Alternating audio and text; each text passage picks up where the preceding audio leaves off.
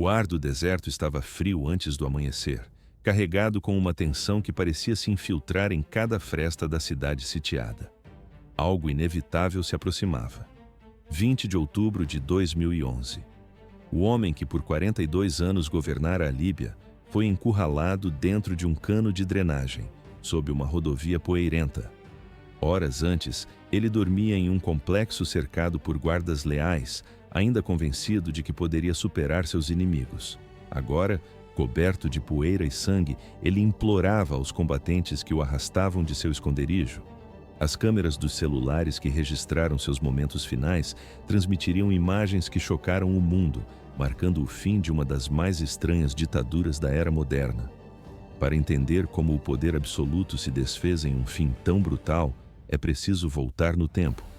A alvorada de 19 de outubro revelou uma cidade transformada em zona de guerra. Sirte, a cidade costeira onde Muammar Gaddafi nascera, estava sob cerco há semanas. Edifícios exibiam as feridas abertas pelo fogo de artilharia e bairros inteiros jaziam em ruínas. As forças do Conselho Nacional de Transição, apoiadas por ataques aéreos da OTAN, apertavam o cerco de forma constante, mas os bolsões de resistência permaneciam ferozes. Gaddafi se escondia no Distrito 2, uma área residencial que se tornara um dos últimos redutos de seus apoiadores. Ele se movia entre várias casas do bairro, nunca permanecendo no mesmo lugar por muito tempo. O complexo onde passou a noite de 18 de outubro pertencia a uma família em cuja lealdade ele confiava. Era uma estrutura modesta, se comparada aos palácios que ele um dia habitou, mas oferecia proteção e o mantinha perto de seus combatentes restantes. Aquele refúgio, no entanto, estava prestes a ruir. Os meses anteriores haviam sido um pesadelo de recuo e perda. A revolta que começara em fevereiro se espalhou pela Líbia com uma velocidade espantosa e cidade após cidade caiu nas mãos das forças rebeldes. Seu próprio aparato de segurança havia desmoronado, com oficiais em quem confiara por décadas desertando ou simplesmente desaparecendo. Membros da família fugiram ou foram mortos e a comunidade internacional se voltou completamente contra ele.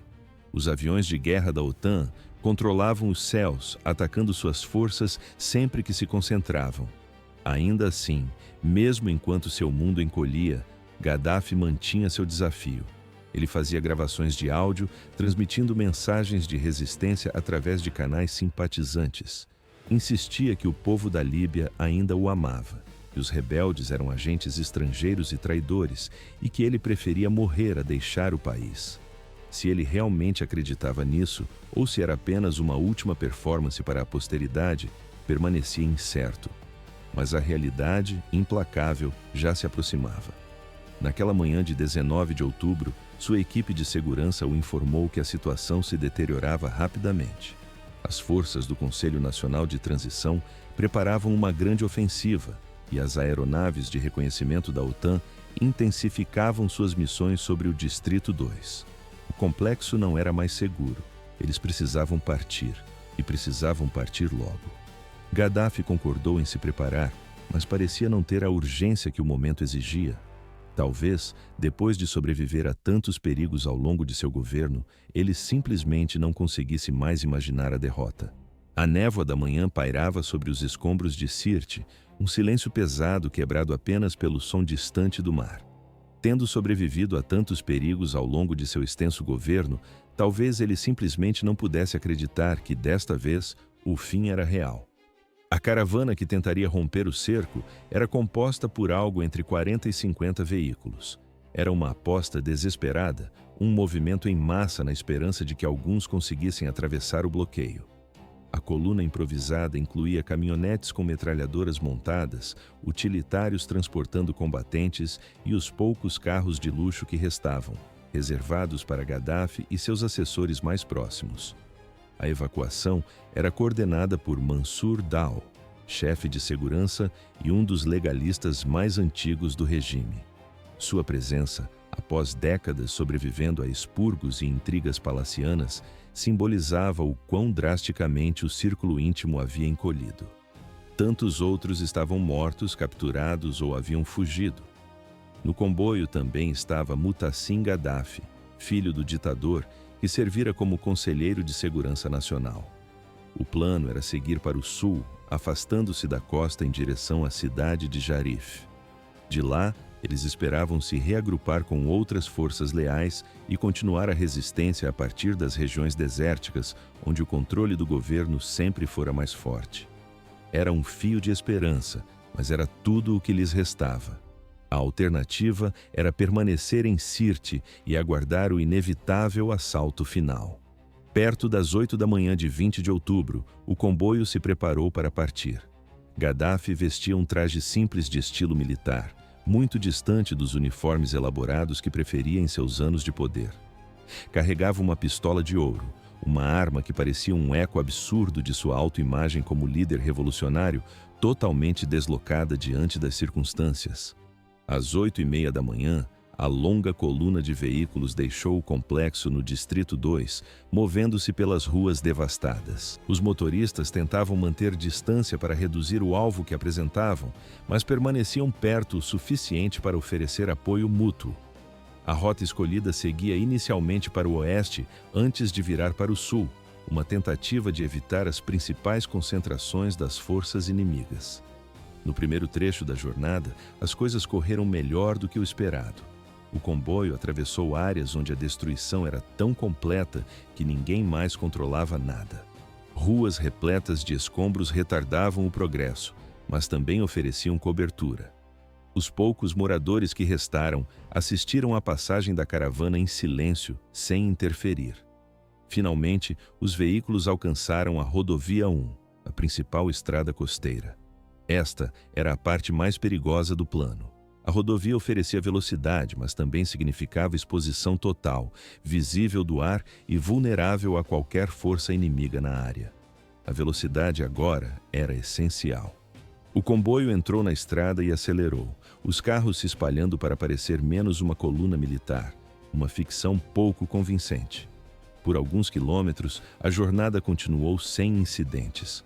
Uma falsa sensação de alívio começou a se instalar. Talvez eles conseguissem. Talvez a sorte, após meses de desastres, finalmente estivesse do lado deles.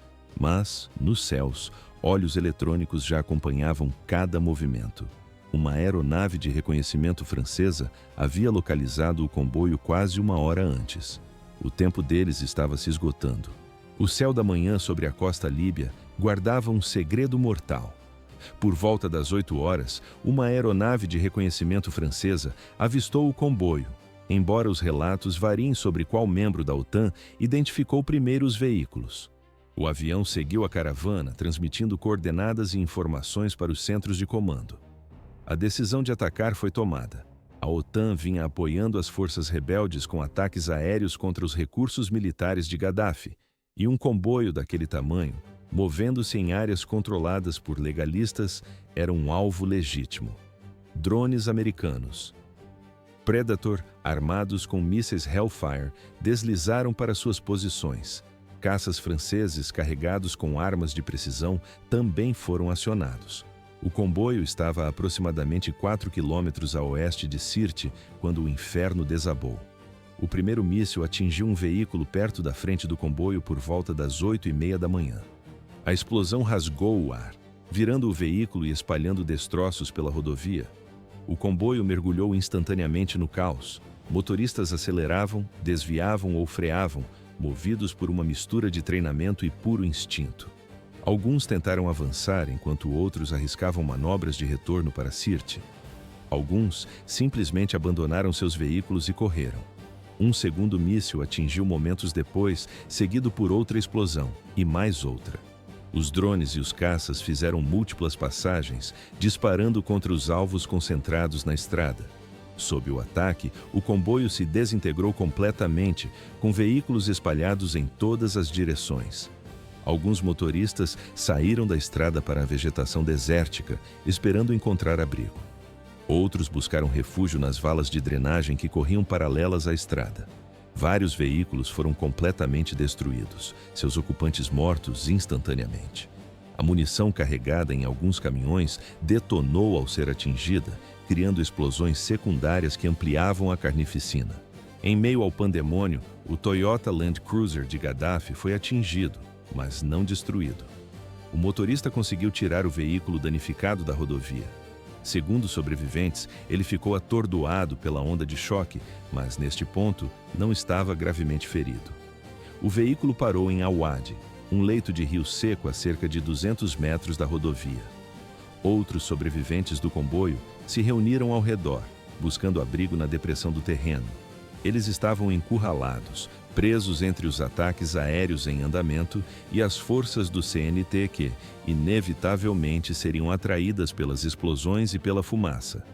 Os ataques aéreos continuaram por cerca de 1 hora, embora para aqueles abrigados no Wadi deve ter parecido uma eternidade.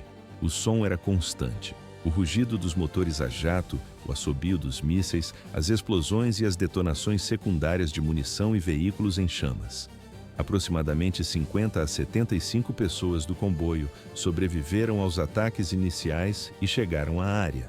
Entre eles estavam Mutassim Gaddafi, Mansur Dal, vários guarda-costas e comandantes militares.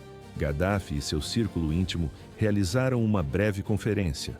A situação era desesperadora, mas talvez ainda não sem esperança. Se conseguissem permanecer escondidos até o anoitecer, poderiam tentar se mover sob o manto da escuridão. As forças do CNT viriam em busca, mas os sobreviventes estavam armados e poderiam potencialmente lutar para abrir caminho. A chave era permanecer oculto e evitar a captura até que tivessem uma chance melhor. O grupo se dividiu para reduzir as chances de todos serem capturados ou mortos juntos. Alguns homens permaneceram no Wadi, outros se mudaram para edifícios abandonados nas proximidades. Um pequeno grupo, incluindo Gaddafi, dirigiu-se a um grande tubo de drenagem que passava sob a rodovia. Com cerca de 1,5 metros de diâmetro, oferecia proteção contra ataques aéreos e seria difícil de localizar à distância. Gaddafi rastejou para dentro do tubo com vários guarda-costas. A pistola de ouro que ele carregava era um fardo incômodo naquele espaço apertado e escuro. Eles se moveram para o interior, o suficiente para ficarem fora de vista de ambas as extremidades, e então se acomodaram para esperar. Lá fora, o som dos ataques diminuía, mas o perigo imediato fora substituído pela tensão excruciante da espera e pela certeza de que não estariam sozinhos por muito tempo. Enquanto isso, as forças do CNT se aproximavam. O som das explosões viajou mais rápido que a fumaça, alcançando os combatentes em Sirte muito antes que a coluna negra no horizonte se tornasse nítida. Para eles, o significado era imediato. Algo decisivo acabara de acontecer na estrada. Unidades que se preparavam para mais um dia de combates urbanos, de casa em casa, mudaram de direção, convergindo para a origem do caos. A notícia se espalhou pelas frequências de rádio com a urgência de um incêndio, um grande comboio atingido, sobreviventes espalhados. A possibilidade de algo maior pairava no ar. Os homens que responderam não formavam um exército unificado, mas uma torrente de milícias, desertores e voluntários que compunham as forças do Conselho Nacional de Transição. Entre eles estavam os combatentes de Misrata, uma cidade que havia suportado um cerco brutal. Aqueles homens não lutavam apenas por uma causa, lutavam por vingança. Com uma determinação metódica, os combatentes do CNT se espalharam pela área, vasculhando o terreno. A paisagem era um testamento da violência, veículos destruídos, corpos espalhados pela estrada. Em ravinas e edifícios abandonados, pequenos grupos de legalistas eram encontrados, resultando em breves e intensos tiroteios. Alguns se rendiam de imediato, outros lutavam até a última bala. Por horas, a caçada se desenrolou, e cada porta arrombada, cada sombra investigada, os aproximava do fim de uma era. Por volta do 12:30, quase 4 horas após o início dos ataques aéreos, um grupo de combatentes de Misrata se aproximou de um par de tubos de drenagem de concreto. Como o encontraram exatamente é uma história contada de muitas formas. Alguns dizem que foi o resultado de uma busca sistemática, outros que legalistas capturados revelaram sob pressão o esconderijo de seu líder. Há ainda quem afirme que rastros frescos na poeira denunciavam a entrada. Qualquer que fosse a pista, eles se aproximaram com cautela. O ditador estava encurralado. Os homens sabiam que os tubos eram grandes o suficiente para esconder pessoas e entrar seria uma armadilha fatal. Eles gritaram, ordenando que quem estivesse dentro saísse. O silêncio foi a única resposta. Dispararam tiros de advertência para dentro da escuridão. Nada. Então, um dos combatentes rolou uma granada para dentro do duto e a explosão ecoou pelo espaço confinado. Momentos depois, vozes finalmente gritaram de dentro. Havia gente ali e estavam dispostos a se render. Com as armas apontadas, os combatentes mantiveram suas posições enquanto as figuras começavam a emergir, cobertas de poeira, algumas sangrando. As ordens eram claras, mãos visíveis, movimentos lentos. Cada homem era revistado. E então, saindo da escuridão, surgiu Muammar Gaddafi. Apesar da poeira e do sangue, as feições eram inconfundíveis. Seu cabelo, tingido de preto por décadas, estava desgrenhado. O rosto, marcado por cortes e hematomas, não lembrava em nada o líder que governou por 42 anos. Ele parecia apenas um homem velho que havia passado por algo terrível. A reação foi instantânea, uma onda de choque elétrico que percorreu a multidão. Gritos, xingamentos. Dezenas de celulares surgiram, gravando o momento histórico. Gaddafi foi arrancado bruscamente do tubo, mãos o agarravam por todos os lados, armas apontadas em sua direção. Ele parecia atordoado, talvez ferido pela granada, certamente chocado com o colapso de seu mundo. Nos vídeos, sua voz foi ouvida, perguntando o que havia feito para merecer aquilo, incapaz de compreender que aquelas circunstâncias eram a colheita de suas próprias décadas no poder. Os combatentes não demonstravam qualquer gentileza, ele era empurrado, puxado, agredido. Uma tensão se formou entre aqueles que queriam aprisioná-lo formalmente e os que exigiam retribuição imediata. Por perto, Mansur Dal e Mutassim Gaddafi também foram capturados. O grupo de prisioneiros foi arrastado para longe dos tubos, em meio a uma multidão crescente e exultante. A notícia se espalhou como fogo, atraindo mais unidades. O que era um ponto de captura se transformou em um vórtice de frenesi. A história estava sendo escrita, mas sua tinta era o caos. A poeira mal havia assentado quando o caos se instalou. Uma multidão frenética se formou, cada um querendo testemunhar o momento que definiria uma era. O que se desenrolou nos 30 a 60 minutos seguintes se tornaria um labirinto de controvérsias, investigações e disputas acaloradas. Dezenas de celulares registraram fragmentos da cena, criando um mosaico granulado e visceral daquele instante. Mais tarde, organizações de direitos humanos analisariam cada frame, tentando estabelecer uma linha do tempo, uma ordem no meio da desordem. Depoimentos de testemunhas seriam colhidos, mas as versões conflitavam, cada uma obscurecida pela adrenalina e pela fumaça. A verdade fragmentada e sangrenta estava perdida em algum lugar no meio da confusão. As imagens que sobreviveram revelam Gaddafi sendo colocado sobre o capô de uma caminhonete, um corpo frágil cercado por um mar de combatentes exultantes. Seu rosto e roupas estão manchados de sangue, os olhos desorientados. Se os ferimentos vieram da granada no bueiro, da brutalidade da captura ou de uma violência deliberada, os vídeos por si sós não podiam dizer. Ao redor dele, o ar vibrava com gritos e a urgência de uma decisão que ninguém parecia capaz de tomar. O procedimento correto seria claro e direto: levá-lo sob custódia, transportá-lo para um local seguro e prepará-lo para um julgamento. O Conselho Nacional de Transição havia se comprometido publicamente com os direitos humanos e o devido processo legal. Mas ali, naquela estrada poeirenta, a lei era ditada por homens armados, muitos dos quais haviam perdido amigos e familiares para as forças de Gaddafi. Com as emoções à flor da pele e sem uma cadeia de comando clara, o controle da situação estava prestes a se desintegrar. Em algum momento, uma decisão foi tomada. Ou talvez simplesmente aconteceu. Os prisioneiros foram empurrados para dentro de veículos. Um comboio improvisado levando Gaddafi, seu filho Mutassim e Mansur Dal começou a se mover. O destino deveria ser Misrata, onde a liderança do CNT assumiria o controle.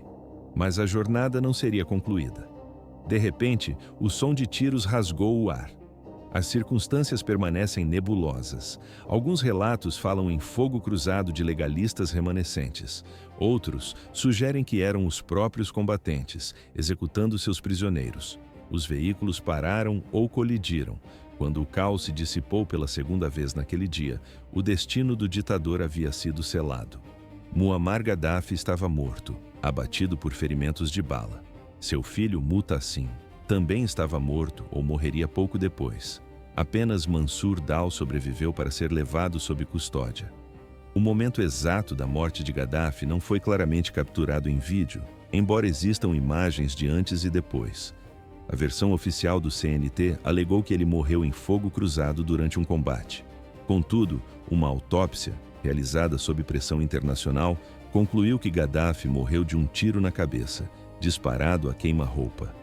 A trajetória da bala era inconsistente com um confronto, sugerindo uma execução, embora as conclusões oficiais permanecessem deliberadamente vagas.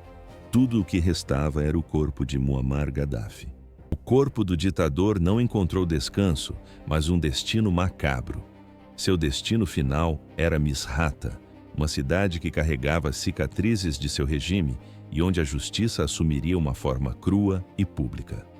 Junto ao corpo de seu filho, Mutassim, Gaddafi foi exposto não em um funeral de Estado, mas dentro de uma geladeira comercial em um centro de compras. Durante dias, multidões formaram filas intermináveis, precisando ver com os próprios olhos para crer. Para muitos líbios, especialmente aqueles que tanto sofreram em Misrata, era a prova final, o encerramento de um capítulo que durou mais de 40 anos. Mas a cena que trazia alívio para tantos causava repulsa na comunidade internacional. As Nações Unidas, organizações de direitos humanos e governos estrangeiros expressaram profunda preocupação. As convenções de Genebra e os princípios básicos da dignidade humana pareciam ter sido esquecidos no calor da vitória. E a liderança da Líbia agora teria que responder por isso. O Conselho Nacional de Transição se viu diante de perguntas incômodas. A promessa de capturar Gaddafi e levá-lo a julgamento se desfez em meio a circunstâncias que sugeriam uma execução sumária, não uma morte em combate. A versão oficial de que ele fora pego em fogo cruzado convenceu poucos observadores sérios. No entanto, o caos daquele momento e o número de combatentes envolvidos tornavam quase impossível apontar um único responsável. Em uma coletiva de imprensa, o primeiro-ministro interino, Mahmoud Jibril, anunciou a morte de Gaddafi, declarando que a Líbia estava finalmente livre da ditadura. Enquanto a versão oficial era construída, as ruas explodiam em celebração. Tiros para o alto, buzinas, bandeiras ao vento, o som da liberdade era ensurdecedor. A reação internacional, contudo, foi mais contida. O presidente Barack Obama falou sobre um novo capítulo para a Líbia e líderes europeus ecoaram sentimentos semelhantes. Mas por trás das declarações oficiais pairavam dúvidas sobre a forma de sua morte e a estabilidade futura do país. A euforia do momento escondia uma verdade inconveniente. Matar Gaddafi, em vez de capturá-lo vivo, eliminou a chance de um julgamento. Um julgamento que poderia ter trazido à luz a verdade, oferecido responsabilização e permitido que as vítimas confrontassem seu opressor. A base para a justiça na Nova Líbia, que poderia ter sido solidificada em um tribunal, agora repousava sobre um ato de vingança. A investigação sobre a morte de Gaddafi gerou vários relatórios, mas nenhuma acusação criminal.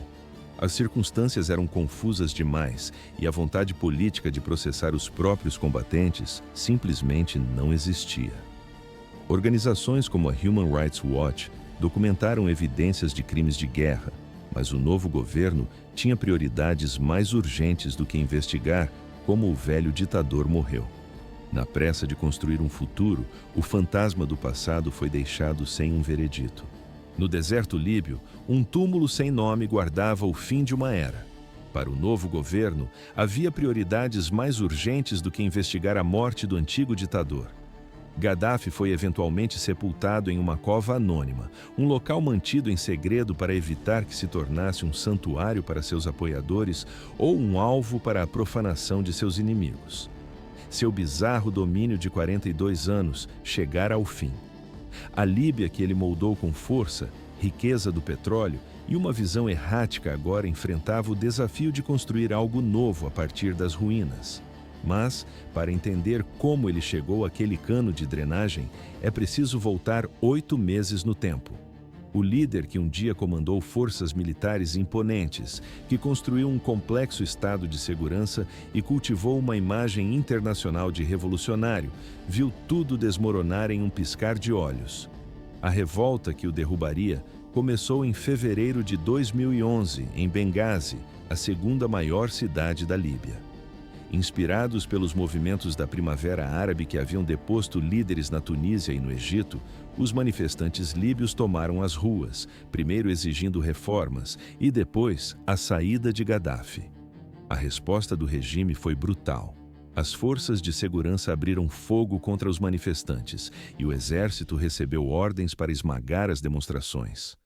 Em um discurso televisionado, o próprio Gaddafi descreveu os manifestantes como agentes estrangeiros e traidores, prometendo caçá-los e purificar a Líbia.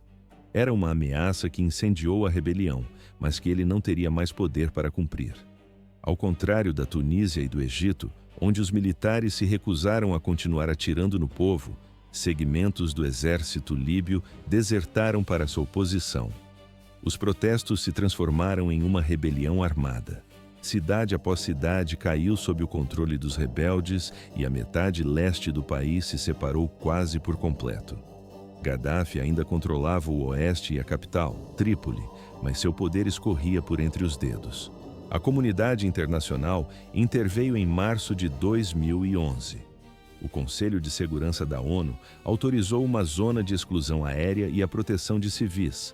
A OTAN assumiu o comando da missão, que rapidamente evoluiu para um apoio ativo aos rebeldes. As aeronaves da OTAN atingiram as forças militares, os centros de comando e a infraestrutura de comunicação de Gaddafi.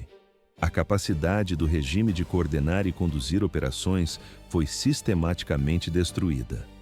Durante a primavera e o verão de 2011, a situação de Gaddafi se deteriorou rapidamente. Suas forças sofreram derrota após derrota, cidades-chave caíram, oficiais desertaram ou foram mortos, sanções internacionais congelaram seus bens e isolaram seu governo. Até mesmo sua família começou a se fragmentar, com alguns membros fugindo para países vizinhos e outros morrendo em ataques da OTAN. Em agosto, os rebeldes estavam prontos para tomar Trípoli. A batalha pela capital foi intensa, mas relativamente breve. As forças do regime, desgastadas por meses de combates e ataques aéreos, não conseguiram resistir. Trípoli caiu e Gaddafi desapareceu. Por semanas, seu paradeiro permaneceu um mistério. Ele liberava mensagens de áudio afirmando que ainda estava na Líbia, ainda lutando e que morreria antes de se render. Mas o ditador era agora um fugitivo em seu próprio país. As agências de inteligência e as forças rebeldes o procuravam intensamente, mas não conseguiam localizá-lo. Ele havia fugido para Sirte, sua cidade natal, um lugar onde ainda possuía lealdade. Sirte se tornou o último grande reduto. As forças do Conselho Nacional de Transição cercaram a cidade, iniciando um cerco que durou semanas. O combate foi brutal, desgastando os defensores com pressão constante e o apoio aéreo da OTAN. Os civis presos em Sirte sofreram terrivelmente, encurralados entre as forças combatentes, com acesso limitado a comida, água ou cuidados médicos. Em meados de outubro, Sirte estava quase completamente nas mãos do CNT. Apenas alguns distritos permaneciam em disputa. Gaddafi estava encurralado ali, com um círculo cada vez menor de legalistas. Ele poderia ter tentado fugir antes, talvez para um país vizinho que oferecesse exílio. Teve oportunidades de negociar uma rendição que poderia ter garantido sua segurança. Mas ele escolheu ficar, seja por crença genuína em sua causa, por orgulho teimoso ou pela incapacidade de aceitar que sua era havia terminado. Foi uma decisão que selaria seu destino de forma brutal e pública. A morte de Gaddafi ocorreu durante um período de tremenda convulsão no Oriente Médio e no norte da África. A Primavera Árabe havia começado na Tunísia em dezembro de 2010, quando um vendedor ambulante ateou fogo ao próprio corpo. Aquele ato de desespero desencadeou protestos que se espalharam pela região. O presidente da Tunísia fugiu.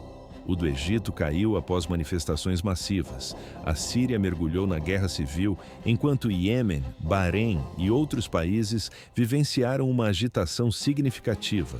A trajetória da Líbia, no entanto, foi única. A revolta se transformou em uma guerra civil completa mais rapidamente do que em outros países. A intervenção internacional foi mais direta e sustentada, e a derrubada final do regime foi mais violenta. A morte de Gaddafi, capturada em vídeos de celular e transmitida globalmente, tornou-se uma das imagens definidoras da era da Primavera Árabe, um símbolo sombrio de quão longe um ditador poderia cair. Mas a transição da Líbia estava apenas começando. A poeira da batalha mal havia assentado, mas um novo tipo de tempestade já se formava no horizonte líbio. A transição após a queda de Gaddafi revelou-se um abismo de instabilidade. O país mergulhou no caos, fragmentado por milícias rivais, divisões regionais e, por fim, uma renovada e sangrenta guerra civil. A esperança de que a intervenção da OTAN e a remoção do ditador levariam à democracia desvaneceu-se rapidamente. Em seu lugar, a Líbia tornou-se um estado falido, com governos concorrentes, combates incessantes e crises humanitárias. O território transformou-se em um santuário para grupos terroristas e redes de tráfico humano, uma ferida aberta no norte da África. As raízes desse colapso estavam profundamente fincadas no legado de 42 anos do bizarro regime de Gaddafi. Ele havia, de forma calculada, esvaziado as instituições que poderiam desafiar seu poder, deixando a Líbia sem estruturas de governança civil. Ele incitou tribos e regiões umas contra as outras para manter o controle, criando divisões que explodiriam após sua queda. A vasta riqueza do petróleo, que poderia ter construído uma nação próspera, foi desviada para alimentar sua megalomania e seu opressivo aparato de segurança. O culto à personalidade que ele construiu em torno de si não deixou espaço para o surgimento de lideranças alternativas, um vácuo que a violência logo preencheria. No cenário internacional, sua trajetória não foi menos errática. Ele apoiou grupos terroristas na década de 1980, o que levou ao isolamento global. Secretamente, buscou programas de armas de destruição em massa, até abandoná-los em 2003, em troca da normalização das relações com o Ocidente. Ele se autoproclamou um líder pan-africano, propondo uns Estados Unidos da África com ele mesmo no comando. Escreveu seu livro Verde, um confuso manifesto político que supostamente oferecia uma terceira via entre o capitalismo e o comunismo, mas que na prática refletia apenas suas idiosincrasias pessoais. Para seu próprio povo, o tratamento variava do paternalismo à brutalidade absoluta. As receitas do petróleo financiavam subsídios que proporcionavam padrões de vida relativamente altos em comparação com outras nações africanas, mas a liberdade política era inexistente. Os serviços de segurança, incluindo os notórios comitês revolucionários, monitoravam a todos. A dissidência era esmagada sem piedade. Execuções públicas eram transmitidas para intimidar qualquer oposição em potencial e milhares de prisioneiros políticos lotavam as cadeias. Populações inteiras foram deslocadas ou perseguidas se caíssem em desgraça. O poder construído sobre o medo, no entanto, tem uma base frágil. Aquelas imagens de Gaddafi sendo arrancado de um cano de drenagem, ensanguentado e desorientado, capturadas por dezenas de câmeras de celular, representam uma lição crua sobre a natureza do poder e seus limites. Por 42 anos, ele parecera intocável. Sobreviveu a múltiplas tentativas de golpe e planos de assassinato e viu inúmeros outros ditadores africanos caírem. Ele adaptava sua imagem e suas políticas sempre que necessário para sobreviver. No entanto, no final, seu poder evaporou em meses e ele morreu à beira de uma estrada, morto por seu próprio povo. A velocidade de seu colapso foi notável. Em fevereiro de 2011, ele ainda controlava a Líbia por completo. Em outubro, estava morto. Os mecanismos de controle que ele construiu tão cuidadosamente ao longo de décadas revelaram-se frágeis quando verdadeiramente testados. As unidades militares que ele cultivara não puderam ou não quiseram salvá-lo. Os serviços de segurança que mantinham a população amedrontada desertaram ou se tornaram ineficazes, uma vez que o povo deixou de ter medo.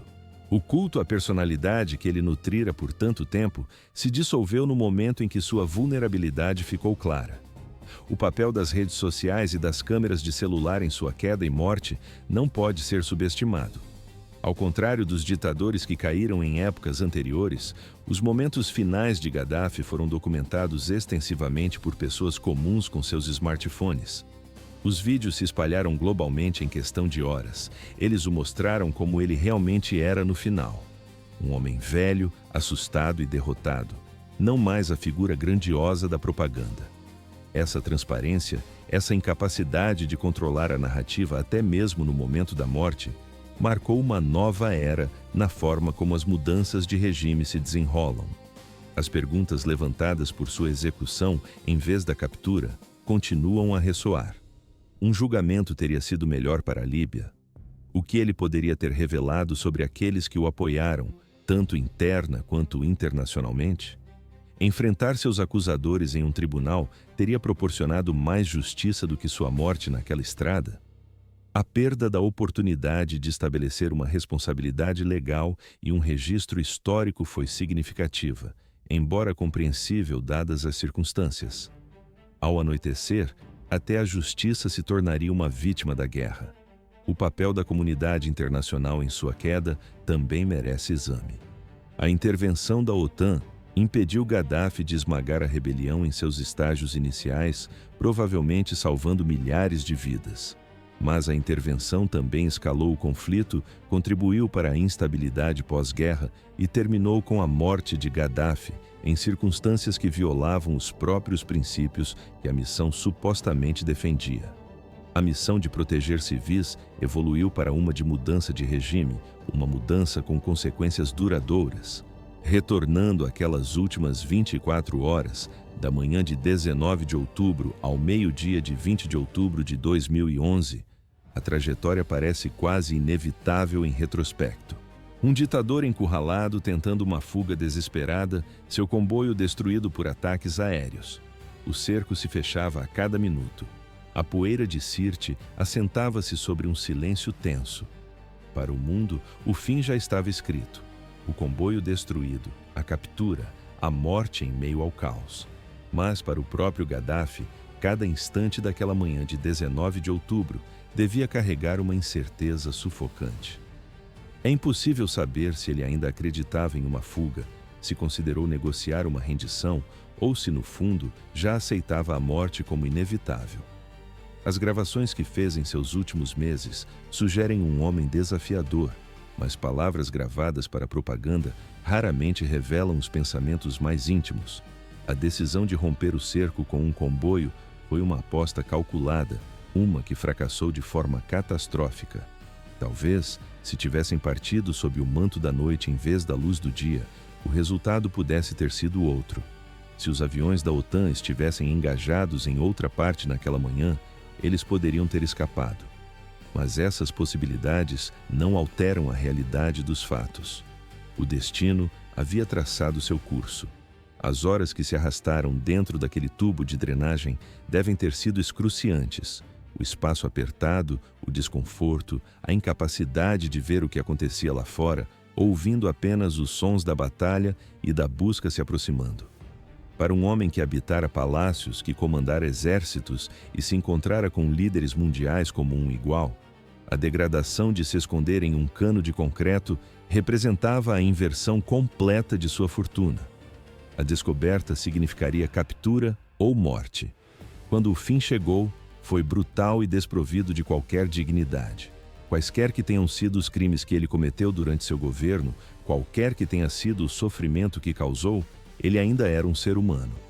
A forma de sua morte foi perturbadora, tanto da perspectiva humanitária quanto legal, e o fato de ter sido filmada e transmitida tornou tudo ainda mais inquietante.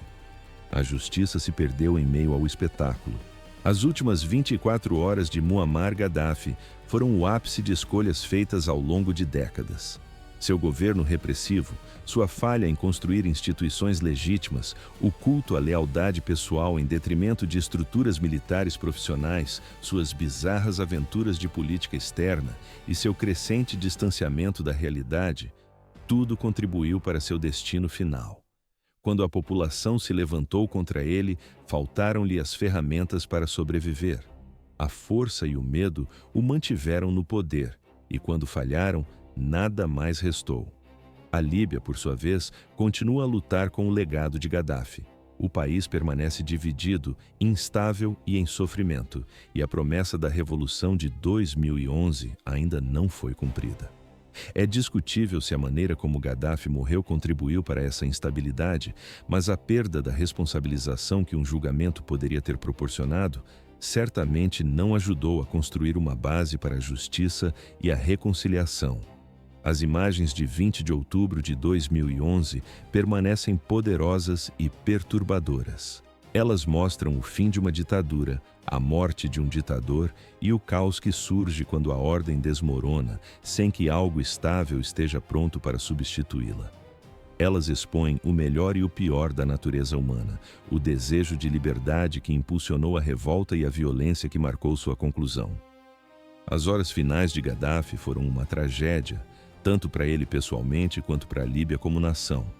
Não uma tragédia no sentido de que ele era uma vítima inocente, pois não era, mas no sentido do potencial desperdiçado e das oportunidades perdidas. A Líbia poderia ter feito uma transição pacífica, ele poderia ter renunciado com dignidade, a justiça poderia ter sido feita pelos canais legais adequados. Em vez disso, o país mergulhou no caos e ele encontrou seu fim em um tubo de drenagem e uma morte na beira da estrada, capturada pelas câmeras de celulares.